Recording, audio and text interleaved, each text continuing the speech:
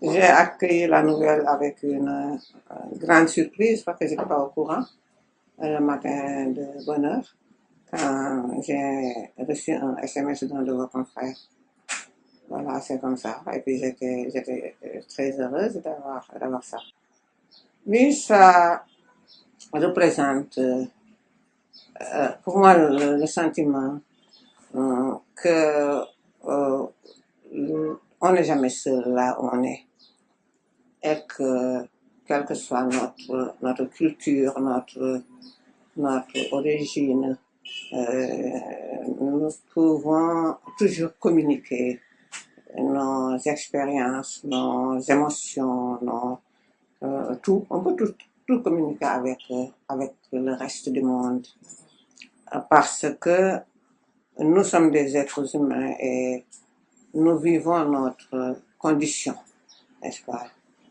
Et que notre condition, c'est de souhaiter toujours le meilleur, de répondre de manière adéquate dans la mesure de ce que nous pouvons contrôler de notre destin et de réfléchir, nous poser les questions essentielles. Qui sommes-nous? Où allons-nous? Est-ce qu'on peut agir sur notre destin? Est-ce qu'on peut dompter la mort? Des choses comme ça. Cela veut dire toutes ces questions, ces questionnements existentiels. Et que chaque culture, chaque peuple construit sa culture, sa civilisation, c'est juste coutumes, comme on peut le dire aussi, sur ça, sur le fait de se sauver, de se protéger. Et c'est comme ça que, euh, tout en nous protégeant avec le contexte de notre culture, au milieu de tout ça, le fond de tout cela qui vient du très fond de notre être, on le partage avec les autres. Et que si j'écris un livre comme la grève des bateaux, n'est-ce pas? Et que je sais que, par exemple, dans beaucoup de parties du monde, si on leur dit les mendiants vont en grève, ils vont dire oui, oui, c'est. Oh, mais c'est tant mieux, n'est-ce pas? Alors, et que dans le monde entier, aujourd'hui, on parle de la graine de bateau, on enseigne la graine de bateau de multiples langues, n'est-ce pas? Ce qui veut dire, pour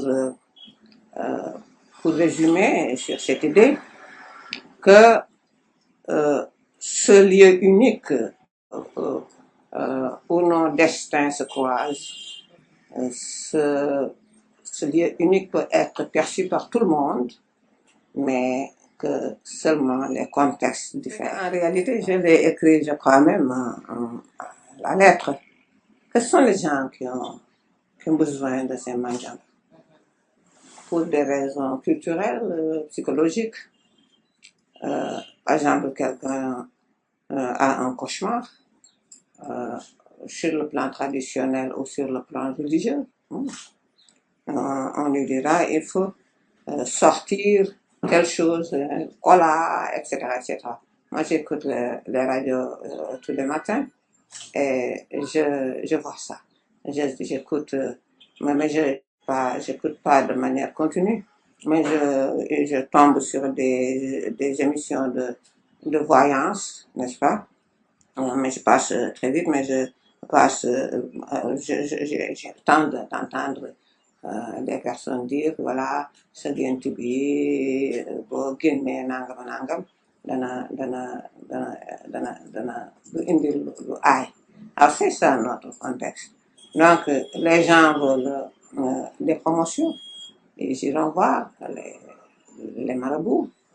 Quand je dis marabout, c'est au sens large, parce que souvent on confond marabout et islam.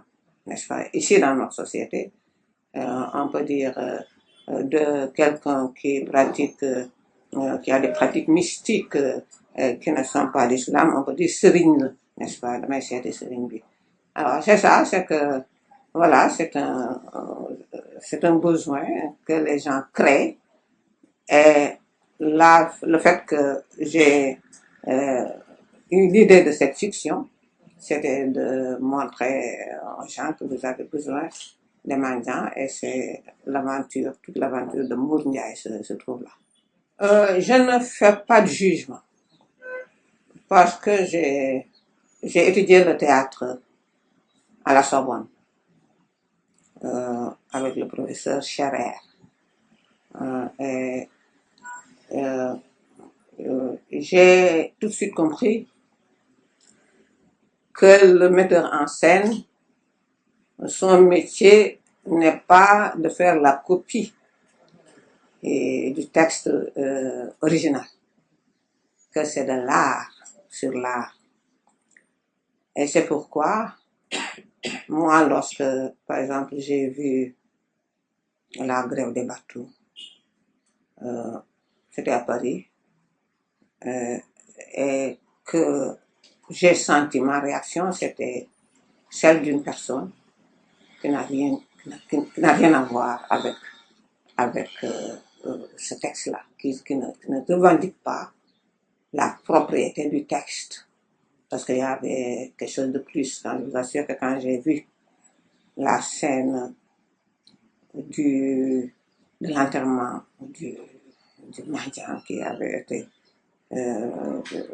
torturé presque et qui est mort, quand j'ai vu cette scène-là, je n'ai pas pleuré sur la scène de mon texte. Bon.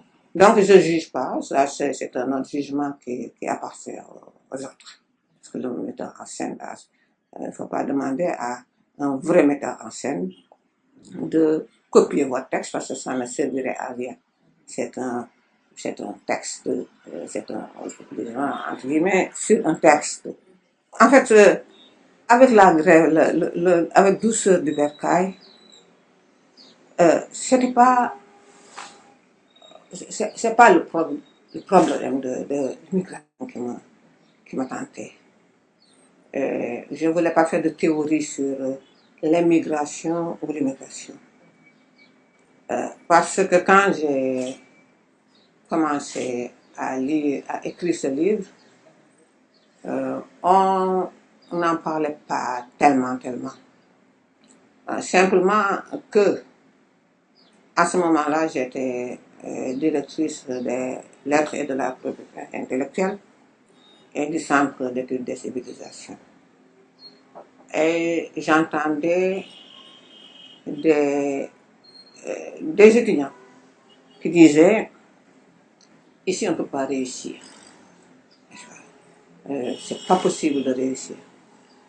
Pendant que moi je disais à mes enfants nés en France, je leur disais fréquentez l'université et quand vous aurez la maîtrise, parce que c'est toujours bon, comme je l'ai fait moi-même, d'aller élargir approfondir ses connaissances. Et j'avais dit ça à la réunion de coordination du directeur, que préside le directeur du cabinet la veille des conseils de ministres. Je dis il faut qu'on cherche à faire en sorte que les jeunes aient confiance en leur pays, mais qu'ils travaillent aussi. Parce que aussi rien ne se fait sans travail. Et ça, je peux le dire. Vous savez, en 1982, il y a eu, on parlait donc pas de ces problèmes-là, il y a eu deux numéros de notre librairie. C'était une revue de la coopération française qui analysait des textes de toute l'Afrique francophone. Et j'avais été interviewée dans un de ces numéros-là par Madame Françoise, qui est professeure à Washington. Et quand elle m'a dit Et Eminator, votre prochain roman, ce sera sur quoi? Et je lui ai dit, ce sont sur ces problèmes-là, alors qu'on n'en parlait pas. Ce que je voulais dire simplement, c'est que on peut toujours élargir ses horizons. Et c'est mieux, c'est mieux parce que l'être humain a besoin de vivre l'expérience des autres pour savoir ce que représente la vie, les voir, les rencontrer, etc. Mais de dire je ne peux rien faire dans mon pays, ça je pense que on n'a pas assez éduqué les jeunes. On ne les a pas encore encouragés. Et mieux, on leur a pas toujours dit la vérité. Parce que l'immigration, certes, peut-être il y a des personnes qui vont et qui viennent, et il y en a d'autres qui ne viennent jamais parce que c'est l'un d'eux qui me l'a dit là-bas aux États-Unis. J'ai rencontré dans le Connecticut, qui m'a dit, Madame Sofal, moi, je suis en prison ici. Il m'a dit, vous, vous n'écrivez pas sur ça. Je lui ai dit, j'ai écrit le douceur du Versailles. Il dit que moi, je me sens emprisonnée ici, parce que quand les gens viennent, vivent toutes sortes de misères, toutes sortes d'immigration, et qu'après, on pense qu'on est à l'aise ici. Alors voilà. Donc, moi, je pense qu'on n'a pas assez éduqué les enfants sur nos enfants sur le devoir qu'ils ont de participer avec leur travail, parce que ce que les autres peuvent, moi je dis peut-être naïvement que nous aussi nous pouvons, parce que ils avaient, comme nous, la vie, la terre, les éléments, l'eau. Ils avaient les éléments.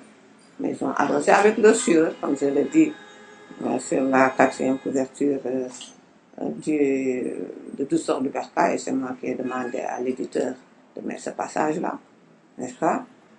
Et que nous pouvons arroser notre terre avec notre sueur, n'est-ce pas? À ce moment-là, lorsque nous avons le sentiment que nous pouvons aller ailleurs, mais dans la dignité, nous rencontrerons d'autres qui ne nous chasseront jamais. Parce que nos poignées de main, nos poignées de main, ce sont des poignées de main de respect, de chaleur, mais pas de mépris et de rejet. Alors, je pense que le problème est là. Il fut un jour où j'étais invitée à la fondation Konrad Adenauer sur ces problèmes-là. Et il y avait là-bas des rescapés qui venaient du sud du pays, vers Kolda et tout cela. Il était rescapé, il avait raconté. Bon. Moi, je lui ai dit, mais il ne faut pas dire qu'il n'y a rien. Parce que vous avez l'argent que vous avez dépensé pour enrichir des passeurs. Si vous l'aviez utilisé petit à petit, patiemment, n'est-ce pas, sagement, rationnellement, vous auriez trouvé quelque chose. Il ne faut pas dire simplement je chôme. Pour moi, il n'y a pas de néant. Pour moi, le néant, ça n'existe pas. Parce que là où il y a un être humain qui jouit de toute cette qualité physique et mentale, il y a toujours quelque chose à faire. Bien, ça n'empêche que dans notre société, et c'est une excellente chose, que nous ayons cette générosité, ce sens du don qui nous permet d'échanger et de partager notre humanité. Ça, je ne le bannis pas. Au contraire, c'est une marque de notre peuple, mais toujours dans le sens de la générosité réelle, qui est un appel du cœur et qui va vers le cœur de l'autre. Bien. Et il se trouvait que justement, quelques jours auparavant, j'ai lu dans le journal que quelqu'un avait pris sa moto, sa bicyclette, et qu'il avait ramassé 12 millions. Parce que chaque famille, il avait demandé à chaque famille de donner 1 million pour faire émigrer les jeunes. Et qu'il y avait eu des accidents. Je l'ai dit à ce garçon-là qui était du coin. Et il m'a dit, madame, vous avez parfaitement raison. Et que, il faudrait que nous puissions vraiment collaborer pour des conseils comme ça. Alors c'est ça, pour moi, ça se résume en deux choses. Encourager pour le travail et les études, n'est-ce pas? Quand on le peut, parce que nous sommes dans un monde où on peut toujours acquérir et approfondir des connaissances, même des connaissances traditionnelles, parce que je ne dis pas que tout nous vient simplement de l'école française, parce que comment ont survécu nos ancêtres pendant des siècles et des siècles, n'est-ce pas? Comment ils ont pu résister. Et par ça, le sens du travail, ce qui était à la portée, à leur portée, n'est-ce pas? Et l'autre, donc problème, et aussi de patriotisme, et savoir qu'on n'est jamais mieux que chez soi. Moi, c'est ça ma philosophie. Moi, je pense que c'est la pire erreur que l'on puisse faire de dire que c'est l'Europe qui est coupable. Parce que c'est un nous de créer les garde-fous qui nous permettent de ne pas subir certaines choses, n'est-ce pas? Parce que, mais justement, si les jeunes, même des ouvriers, parce qu'il y a des ouvriers, j'ai des ouvriers, moi j'ai entendu une fois à la radio un monsieur qui habite à Rufisque, mais qui fabriquait des choses extraordinaires, parce que c'est une question de créativité, et qu'on apprend tout, et qu'on essaie dans tous les domaines dans lesquels on peut évoluer, n'est-ce pas? Il y a des ouvriers, il y a des maçons magnifiques, il y a des forgerons magnifiques, il y a des artisans magnifiques qui font un travail beaucoup plus élaboré que le travail industriel, n'est-ce pas? Alors, donc, moi je pense que dans la vie, il faut savoir analyser les choses sans passion et de manière objective, n'est-ce pas? Vous, quand vous allez au marché, et que vous voyez des tas de légumes, et que vous voyez tous les produits, vous choisissez les meilleurs. Hein? Vous choisissez les meilleurs. Donc il faut toujours essayer d'agir avec sans émotion. Parce qu'il y a des cas où on se dit, parce que si on se débarrasse de notre propre responsabilité dans des choses qui nous arrivent, c'est grave, n'est-ce pas? C'est grave. Donc, je pense que, oui, les intellectuels, etc., etc., mais si l'Europe, ce qui d'ailleurs, je pense, parce que quand ils ont besoin des ouvriers aussi, ils vont les chercher. Parce que moi, lorsque je suis allée en France, à l'époque où je suis allée étudier, ce sont eux qui cherchaient les ouvriers, pas scolarisés ni rien, parce qu'ils savaient qu'ils pouvaient leur apporter quelque chose et c'était une main-d'œuvre moins chère. Ce sont eux qui ont même suscité cette émigration africaine là-bas. Il faut aussi comprendre l'histoire des choses. Il y a tout ça qui compte. Mais moi, je pense que nous pouvons toujours essayer d'améliorer notre quotidien par le travail. Et que après, on peut aller ailleurs pour... ailleurs, aller vers l'ailleurs, c'est normal, c'est même naturel et c'est souhaitable. Parce qu'avant, ça faisait partie de l'initiation. C'était une période d'initiation où on allait ailleurs, n'est-ce pas, pour apprendre le monde, n'est-ce pas? Alors voilà, c'est ce que je peux dire sur cette question. Le dialogue de civilisation, c'est quoi pour vous? Moi, le dialogue de civilisation, c'est que savoir que tel existe, savoir que je dois le respecter, savoir que je dois respecter aussi ce qu'il est, n'est-ce pas? En ce qu'il est, je dois le respecter. Et j'exige, pas par par la bataille ou la bagarre ou tout ça, que moi aussi je sois respecté dans tout ce que je fais, n'est-ce pas? Sachant aussi que le monde évolue et que toutes les civilisations empruntent à d'autres, n'est-ce pas? Et moi, je pense que à ce moment-là, tout en restant, chacun peut, parce que nous sommes un monde métissé, hein, qu'on le veuille ou non, on a toujours emprunté ailleurs, parce que la vie a, si je peux me le dire comme ça, la vie a voyagé, les us et coutumes ont voyagé depuis des millénaires, n'est-ce pas?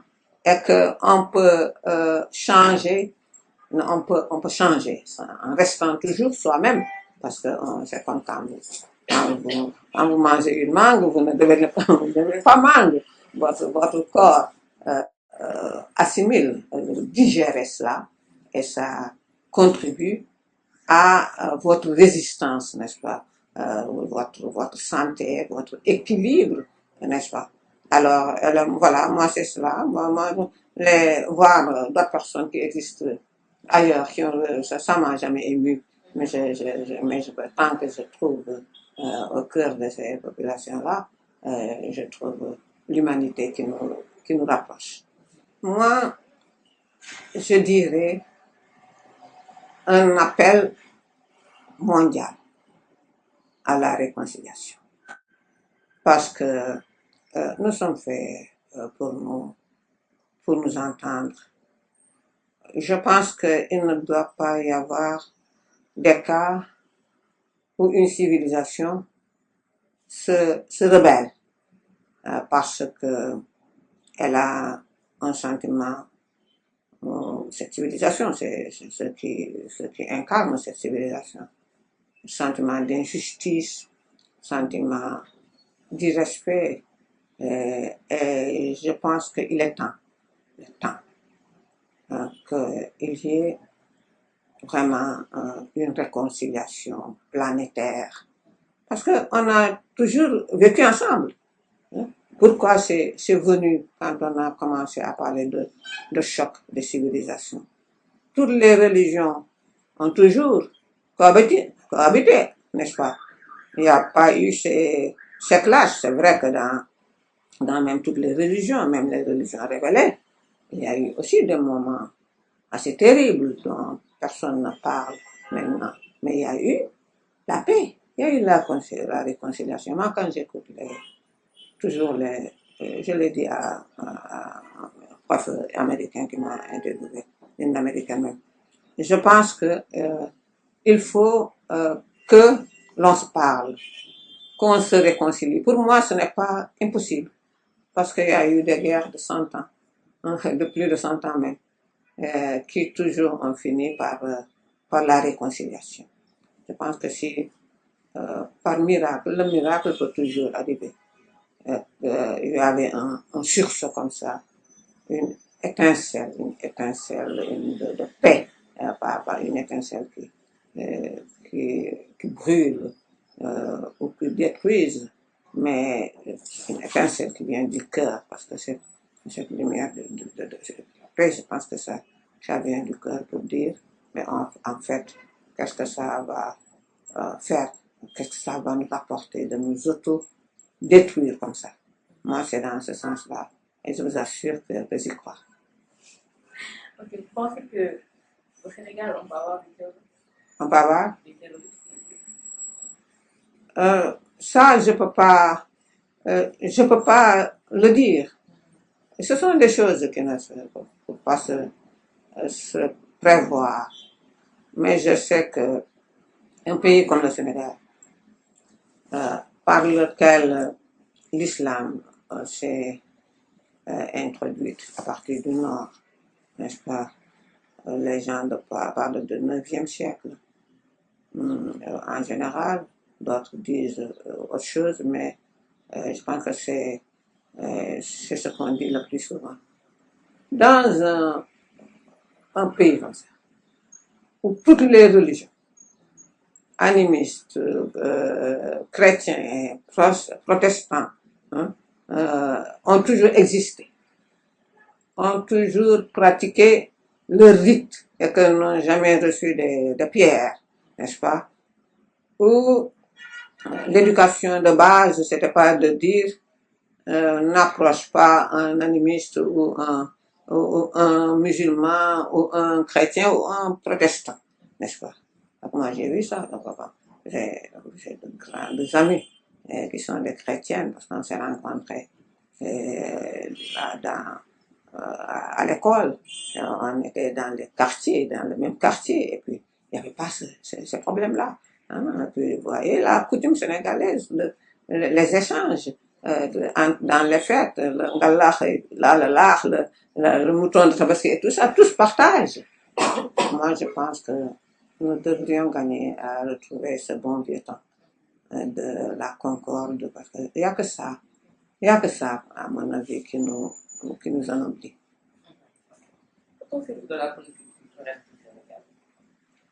Là, moi, je ne m'immisce pas. Vous voyez, je ne bouge pas, vous ne me voyez pas beaucoup, vous ne m'entendez pas beaucoup, c'est une posture voulue, parce que j'ai choisi d'écrire des livres et que moi, je me concentre là sur mon papier, sur mon stylo, etc. Parce que j'écris encore à la main. Bien. Si je me mets à juger toujours de la politique culturelle, je ne dis pas que d'autres ne peuvent pas le faire, ne doivent pas le faire. Si je me mets à toujours juger le moindre sursaut, ou la moindre erreur, ou de ce qu'on appelle la politique culturelle, je pense que ça va me distraire de mon travail. Parce que je vois qu'il y a de grands pays, par exemple comme les États-Unis, où il n'existe pas de ministère de la culture, n'est-ce pas? Alors, c'est pourquoi je ne peux pas, vraiment, parce que écrire c'est tellement difficile, c'est tellement prenant aussi, parce que ça vous capte toujours tout votre esprit, bon, et tout ça, ça oriente votre créativité vers ce que vous avez choisi. Moi, j'ai fait un choix. Le choix, c'est de faire ça, d'écrire, sans pour autant ignorer qu'il y a un ministère de la culture qui définit la politique culturelle du Sénégal, mais les bases sur lesquelles cette politique culturelle ont été définies, mais moi, en tant que simple citoyen ici, au coin de mon bureau, je ne peux pas connaître les bases. Parce que pour moi, tout suit une logique d'appréciation, de pouvoir, de vouloir, etc. Et je pense que chaque être humain qui crée la culture, là où il se trouve, peut créer la culture, n'est-ce pas? Parce que peut imaginer, peut écrire, même s'il ne sait pas écrire, il sait ce qu'est la culture, qui est un appel qui vient de notre intérieur et que nous réalisons, que nous extériorisons pour justement assembler, pour rêver, pour être ensemble, pour rire, n'est-ce pas? Et pour représenter, pour faire des actions de représentation, n'est-ce pas, du passé ou d'autres. Alors je sais que donc chaque être humain a les possibilités de produire la culture. Et avant d'ailleurs, on le faisait sans savoir. Les gens venaient, bon, là, moi j'ai grandi à Saint-Louis, je peux dire que on avait toujours, pour moi, des moments de culture, hein, lorsque on chantait, parce que les griots chantaient, lorsque les conteurs comptaient, lorsque les lutteurs luttaient, n'est-ce pas? Et lorsque pour les Kasakhs, j'étais ébloui par les Kasakhs et tout ça. Le Simbu, j'ai pas connu parce qu'on nous interdisait d'aller là où ça se passait, à la pointe sud, à Saint-Louis. Mais ça, c'était des moments de culture. Pour moi, même la géographie était un moment de distraction, de culture. Hein, quand je voyais comme l'île de Saint-Louis était comme vraiment une scène à dimension variable, que le fleuve est là sur à ma droite, le fleuve, le petit bras du fleuve, et que je voyais, pour moi, le fleuve était un personnage. Sur le grand bras du fleuve qui était là, à moins de 30 mètres de la maison, bon, c'était aussi un théâtre, et que j'aperçois l'île jusqu'au fond, c'était aussi un moment d'évasion, un moment d'imagination, l'imaginaire travaillait, et que je voyais l'île, l'eau qui tournait autour de l'île, et que au fin fond, là, je vois une bande de terre, puis encore l'océan et l'horizon. Et tout ça, pour moi, c'est significatif. Enfin, c'est tout à fait significatif. Ce sont des scènes qui m'ont toujours habité et qui m'habitent encore. Alors, je pense qu'on peut, à partir de là, on peut créer à partir du passé, à partir de son propre passé, quand on raconte l'histoire, qu'on la fait revivre, n'est-ce pas? Parce que l'histoire, on ne vient pas seulement, on vient pas seulement raconter, non. Bon, ça se dramatise. Hein? Ça se dramatise et ça devient des scènes. Et chacun avait son pan, n'est-ce pas, qu'il revalorisait pour le bonheur de tout le monde, n'est-ce pas. Alors voilà, donc vraiment, j'assiste à ça, la politique culturelle. Je vois des gens qui travaillent, je vois des gens qui bougent autour de la politique culturelle. Mais moi, vraiment, sur ce plan-là, je ne veux pas juger. Moi, je pense que les écrivains, on ne doit pas les voir, on doit les lire. Parce que si on les voit toujours, bon, quand est-ce qu'ils auront le temps d'écrire? Voilà. Les cinéastes, le cinéma est un art cher. C'est un art cher et là, j'ai lu qu'il y a aussi des efforts qui ont été faits par l'État pour leur permettre, et c'est tant mieux. Le théâtre, je pense que il faut des hommes et des femmes qui produisent pour que ce théâtre-là, parce que c'est la création des dramaturges ou même des écrivains, n'est-ce pas? C'est la création qui alimente le théâtre. Il y a bien des théâtres improvisés, parce que moi, ce que je vois à la télévision, pour moi, on dit toujours le théâtre, mais pour moi, c'est pas ça le théâtre. Pour moi, le théâtre, c'est ce qui se vit en direct avec le public. Et justement, même là, nous avons, dans notre tradition, quelque chose de très parce qu'on a toujours vu le théâtre, mais dans le théâtre, n'est-ce pas? Quand les troubadours passaient et jouaient des sketchs, tout le monde était, il n'y avait pas de différence, il n'y avait pas de distance entre la scène occidentale et le public, parce que le public participait. Le conte était théâtralisé, hein, n'est-ce pas? Celui qui comptait n'était pas là, vraiment immobile et compté. Et par l'échange, n'est-ce pas, les propos, le contenu du conte, chacun pouvait savoir ce qui lui revenait, ce qu'il devait entendre à travers ce conte. Alors tout ça, je pense qu'il faut le revaloriser et que là, ça ira beaucoup mieux. Je m'interdis de juger. Il y a des, non, je vous dis, je reçois, et c'est normal que je reçoive des textes d'écrivains jeunes ou des débutants. Et à ce moment-là, quand ils me demandent mon avis, sur le texte. Je ne dis pas que moi j'ai atteint un degré où ma parole est évangélique, mais je dirais que simplement, je peux, en fonction de mon expérience, en fonction du fait que, en fait, j'ai pratiqué la littérature depuis toujours sans avoir produit des romans, n'est-ce pas? Je peux conseiller par-ci, par-là, sur les côtés les plus subtils de la littérature, sur les problèmes d'expression, sur les problèmes de cohérence, sur les problèmes de temporalité, n'est-ce pas? Parce que quand un livre est écrit en plusieurs temps, n'est-ce pas? On doit savoir pourquoi.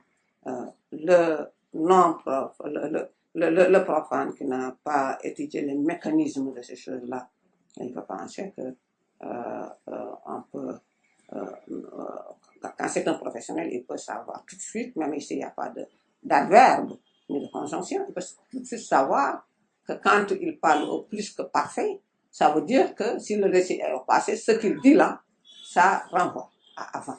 Il y a toutes ces choses-là, n'est-ce pas, qu'il faut comprendre. Maintenant, peut-être que avec le temps de lecture, la vitesse et tout ça, ça échappe un peu, n'est-ce pas? Alors, sur ces choses-là, je conseille. Et je vous assure que je dis simplement ce que je pense, je ne veux pas de leçon parce que je veux lui laisser la liberté à celui qui vient me voir, seul, la liberté. Moi, je dis, voilà, d'ailleurs, je n'aime pas raturer même les textes des autres parce que moi, j'écris sur une feuille à part. Il faut peut-être voir ça, il faut le voir, n'est-ce pas? Mais je ne donne pas des leçons d'écriture de texte à des personnes, des gens. La lecture n'est pas un mouvement inné. Ça ne vient pas comme ça, par hasard. Il faut cultiver ça. D'abord par la présence du livre. Voyez, là, vous êtes venu en bas. J'avais trouvé en bas des locaux vraiment délabrés. Là où vous voyez, j'avais essayé justement la promotion de la lecture par l'exemple. Il y avait là une salle de débat, il y avait une petite maison d'édition, pas professionnelle, mais qui simplement aidait, quand moi je pouvais financer ça, les jeunes écrivains, les débutants, des personnes bien assises, n'est-ce pas, sur leur réputation d'enseignants modèles et tout ça, comme Madame Fatnian Sida. On a édité son livre Mode et traditions saint-louisiennes, n'est-ce pas, le filet de mode et traditions. Mais c'est un livre superbe. Bon, elle était elle était dans la plénitude, n'est-ce pas, de son âge, quand on a fait ça.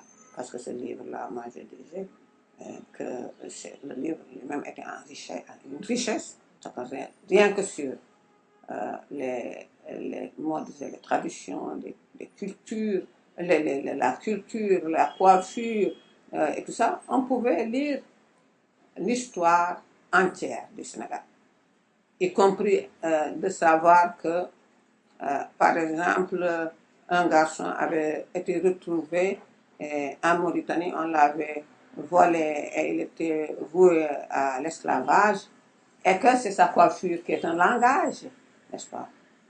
Parce que la coiffure, avant, c'était un langage, n'est-ce pas, qui a permis à ses parents de le retrouver. Alors donc, on faisait ça. Et on avait une bibliothèque.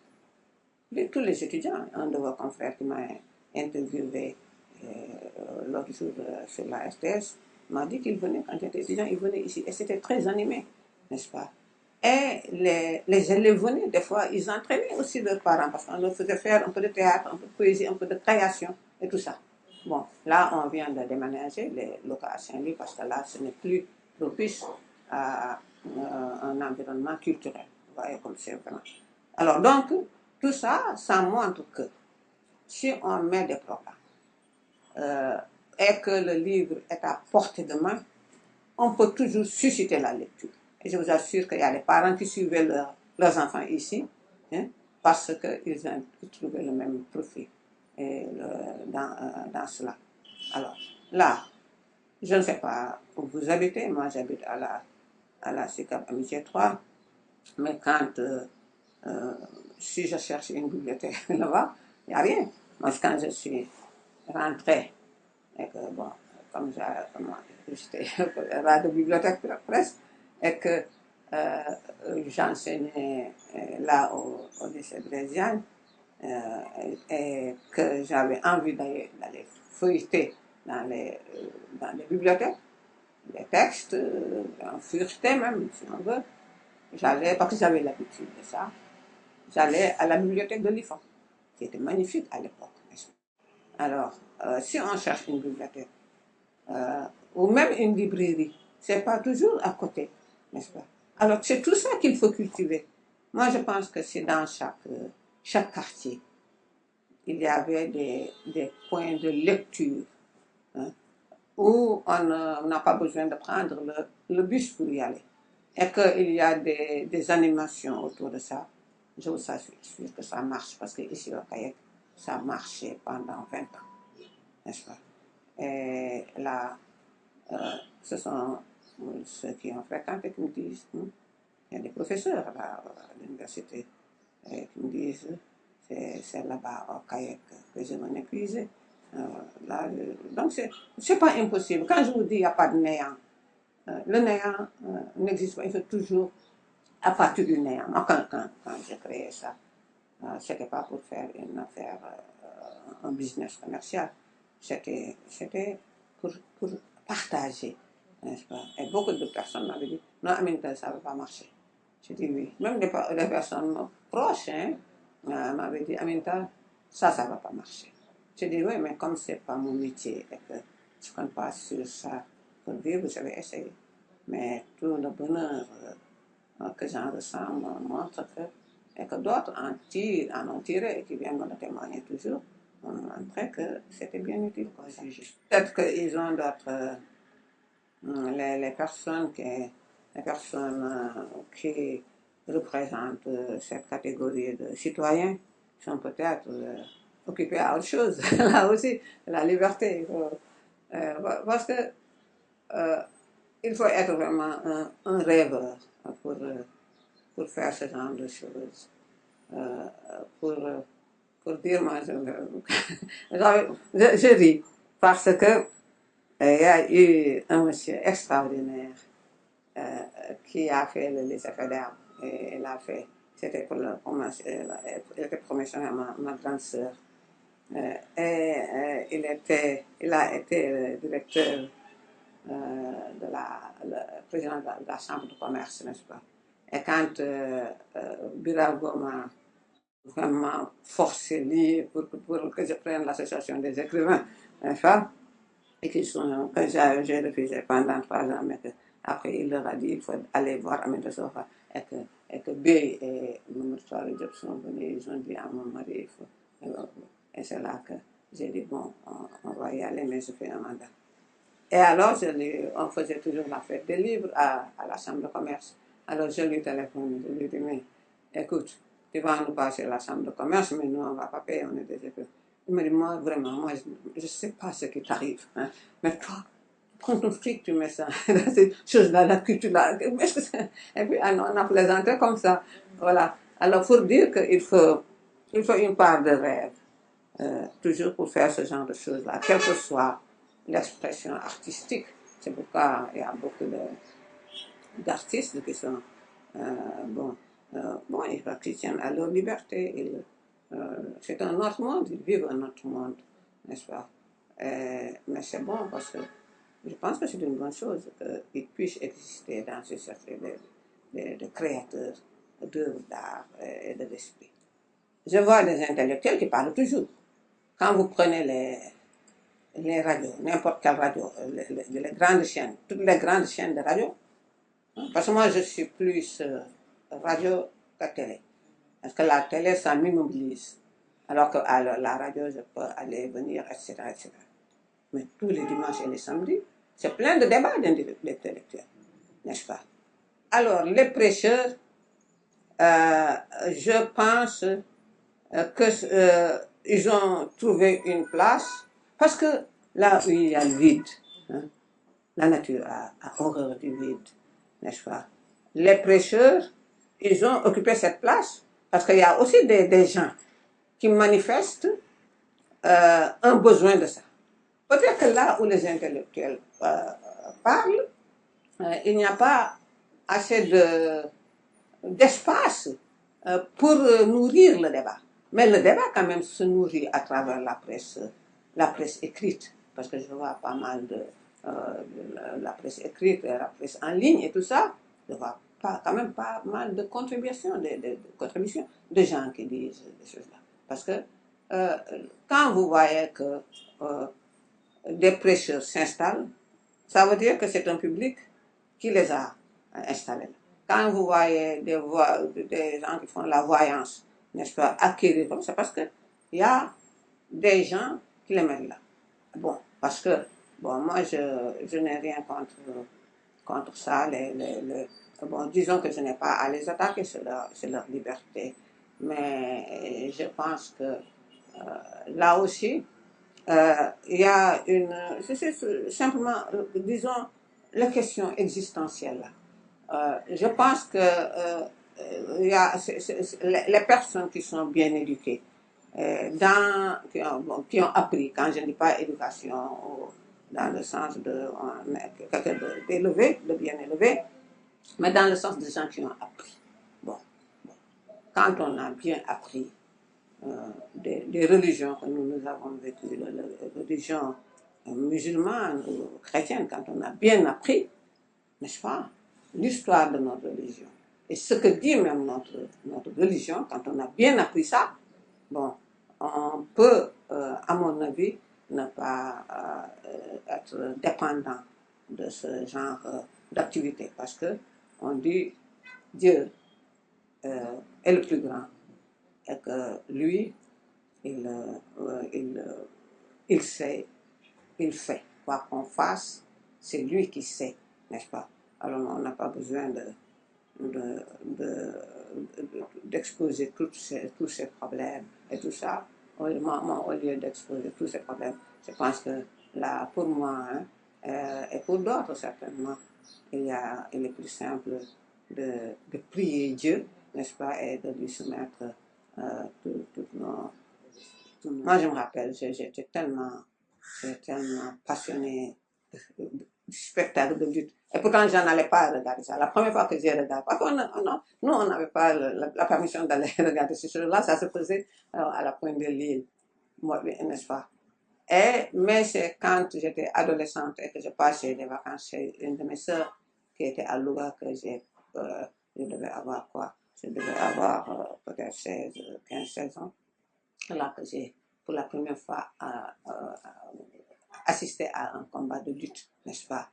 Et c'était vraiment des moments euphoriques, très beaux, où les lambes et tout ça. Et je me rappelle que quand même, une fois j'étais venue en vacances, là où vous voyez le marché de Fass, il y avait des arènes. Et ce jour-là, il y avait deux lutteurs. Il y avait le faux de Doussouba, qui était un géant. Et c'est un autre presque profane, qui n'était pas connu dans la lutte, qui luttait. Mais il paraît que, en fait, c'est que ce faux de Doussouba devait percevoir 50 000 francs. Alors tout ça, je m'en escale dans ma tête. Et maintenant, c'est devenu un business. Hein? C'est quand je parle de la puissance négative de l'argent, quand ce n'est pas bien digéré, n'est-ce pas, la gestion de l'argent. Parce que je ne dis pas que moi, je mène la guerre contre l'argent. Bon, c'est normal de travailler et de gagner l'argent. Il ne faut pas que l'argent soit au-dessus.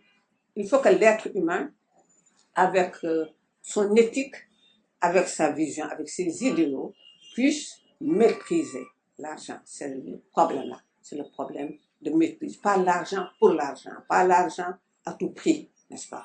Alors, donc, je pense que ce qu'il a dit maintenant, parce que là, donc c'était pour moi un moment unique de plaisir et de culture, n'est-ce pas? Parce qu'il y avait les chants des barques, mais surtout, que eux-mêmes, quand je me souviens très bien d'un bac de Mango Guindaï, que je ne sais pas si c'est Robert ou il y avait un autre lutteur qui avait gagné la partie. Il a fait un bac et il lui a dit, oui, tu aurais pu me battre, mais sans me casser, sans m'enlever une dent. Et ça ne faisait vraiment pas il y avait de discrimination, d'adversité, de bagarre, etc. Parce que même la lutte, moi je ne suis pas pour la lutte moderne avec les box et tout ça. Parce que la lutte aussi, c'était de l'art à plusieurs niveaux. Parce que même le lutteur, ce qui était mis en valeur, c'est la beauté plastique de son corps. C'était aussi son intelligence. Ne pas casser, ne pas faire saigner. C'était par l'intelligence tactique, voir comment il va venir à bout de la personne. Alors, c'était tout ça. Alors, tout ça se perd malheureusement. Et l'argent, et puis ces lutteurs-là. C'était des personnes tranquilles, qui ne vivaient pas forcément de la lutte, ils avaient d'autres métiers, n'est-ce pas? Et ils faisaient la lutte justement parce que ça faisait partie des choses qu'on pouvait faire, comme le sim, n'est-ce pas? Alors, maintenant, c'est ça. Et que la compétition autour de l'argent, je pense que c'est ça qui a créé la violence dans l'État. J'ai créé actuellement un livre que j'ai provisoirement intitulé L'Empire du mensonge. Je l'ai déjà dit dans la presse d'ailleurs, il y a 2 ans, parce que je traîne ça depuis 2 ans, parce que je bouge assez souvent, et que je suis distraite aussi assez souvent par d'autres activités. Alors c'est ça que je suis en train... oui, c'est pas un conflit où je dis telle personne ment, etc. C'est plus quand le mensonge nous transforme, que nous faisons tout faux. On veut être on veut paraître ce qu'on n'est pas. Voilà, on masque aussi la vérité. Parce que ça peut arriver qu'on masque volontairement la vérité, mais ce n'est pas un livre pour apprendre la morale à qui que ce soit, c'est pour montrer simplement comment le mensonge, de manière tout à fait insidieuse, et sur beaucoup de domaines, sur tous les domaines presque, a envahi notre vie. Oh, je pense, Inch'Allah, bientôt, parce que je suis à un niveau où, quand j'écris jusqu'à, où je ne peux pas lâcher le manuscrit, et des fois je lâche, je fais un peu, je sais pas, mais après je reviens dessus, il m'est arrivé de garder le manuscrit et de finir un autre, entre-temps d'écrire et de finir un autre, mais là, parce que s'il plaît à Dieu, là je suis presque prête, Inch'Allah.